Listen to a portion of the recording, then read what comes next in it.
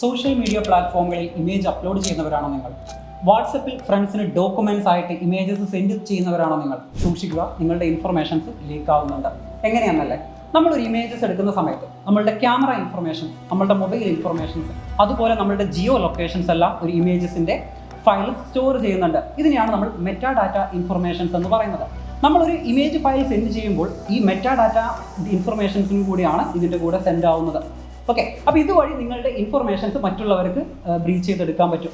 ഇത് എങ്ങനെ നിങ്ങൾക്ക് കാണാമെന്നല്ലേ, exiftool.org എന്ന് പറയുന്ന സൈറ്റിൽ പോയി കഴിഞ്ഞാൽ നിങ്ങൾക്ക് എന്ത് ചെയ്യാൻ പറ്റും? നിങ്ങളുടെ ഈ മെറ്റാ ഡാറ്റ ഇൻഫർമേഷൻസ് ലീക്ക് ആവുന്നുണ്ടോ എന്നുള്ള കാര്യം ചെക്ക് ചെയ്യാൻ കഴിയും. ഇനി നിങ്ങൾക്ക് ഏതെങ്കിലും ഒരു ഇമേജസ് സെൻഡ് ചെയ്യണമെന്നുണ്ടെങ്കിൽ ഈ മെറ്റാ ഡാറ്റ ഇൻഫർമേഷൻസ് റിമൂവ് ചെയ്തിട്ട് സെൻഡ് ചെയ്താൽ മതി. അത് എങ്ങനെയാണെന്നല്ലേ, exifremove.com എന്ന് പറയുന്ന വെബ്സൈറ്റിൽ പോയിട്ട് നിങ്ങളുടെ ഇമേജസ് അപ്ലോഡ് ചെയ്യുക. ഓട്ടോമാറ്റിക്കായിട്ട് നിങ്ങളുടെ ഇമേജിൽ നിന്നുള്ള മെറ്റാ ഡാറ്റ ഇൻഫർമേഷൻസ് അവിടെ ഡിലീറ്റ് ആയിട്ട് പോകും. എന്നിട്ട് നിങ്ങൾക്ക് വീണ്ടും നിങ്ങളുടെ ഇമേജസ് ഡൗൺലോഡ് ചെയ്ത് കഴിഞ്ഞാൽ അതിലുള്ള മെറ്റാ ഡാറ്റ ഇൻഫർമേഷൻസ് ഡിലീറ്റ് ആയിട്ട് പോയിട്ടുണ്ടാവും. അതിനുശേഷം നിങ്ങൾ സെൻഡ് ചെയ്യുക. അങ്ങനെ നിങ്ങളുടെ ഡാറ്റാസ് ലീക്ക് ആവുന്നത് നിങ്ങൾക്ക് പ്രൊട്ടക്റ്റ് ചെയ്യാൻ പറ്റും.